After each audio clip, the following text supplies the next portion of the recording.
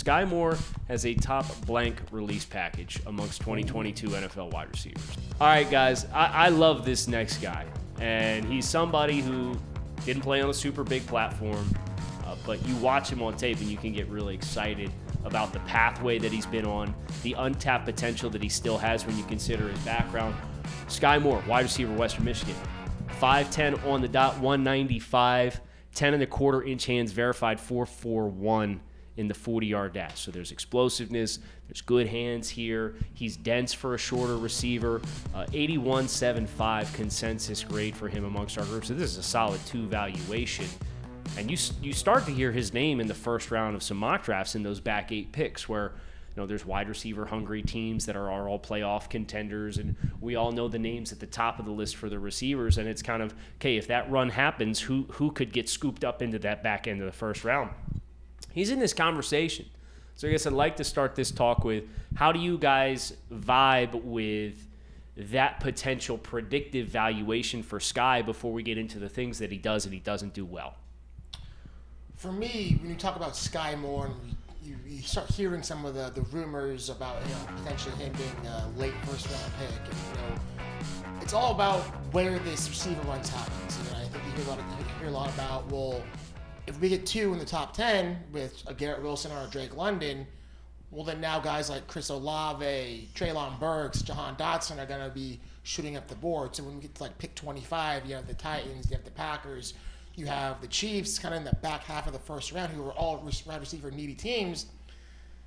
I could see a team being tempted with a guy like a Skyy Moore or Christian Watson, but for me, that does feel a little rich. I think he's more kind of in that 40 to 55 sweet spot just in terms of his overall skill set. But again, it only takes one team, and if a team's really desperate, I wouldn't be shocked to see it happen.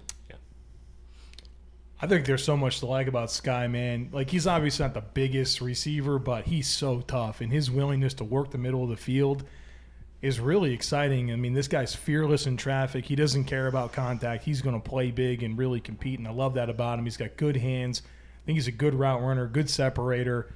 But as far as the first-round buzz, I just don't think this is the type of receiver we typically go in that range, and so I mean, if Elijah Moore out of Ole Miss isn't a player that's going to go in the first round as a slam dunk, I don't feel comfortable about saying Skyy Moore, and I don't think they're related, but I just don't know that they're – I don't think he's a first-round guy. Yeah, I think it's all about usage.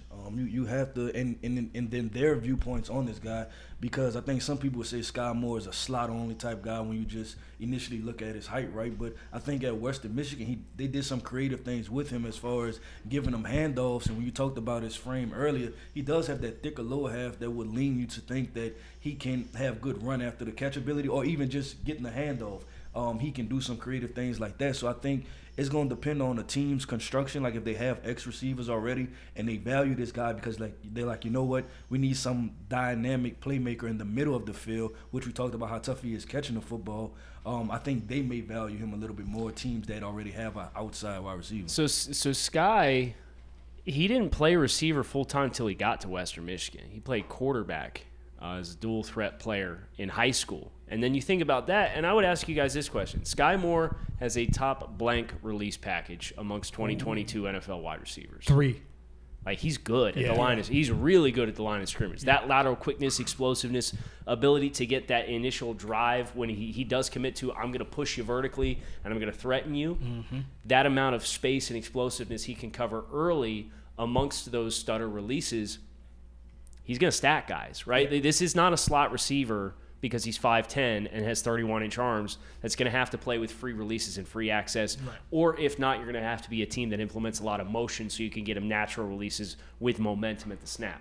He can win one-on-one on the outside. We've seen that. And I think that part of who he is and playing in an offense that was very RPO heavy, he ran a lot of routes into the teeth at the second level of the defense, running that glance route where they're riding that mesh and popping up and throwing, looking for that hash defender to suck down and try and fill run and just throwing it right behind him.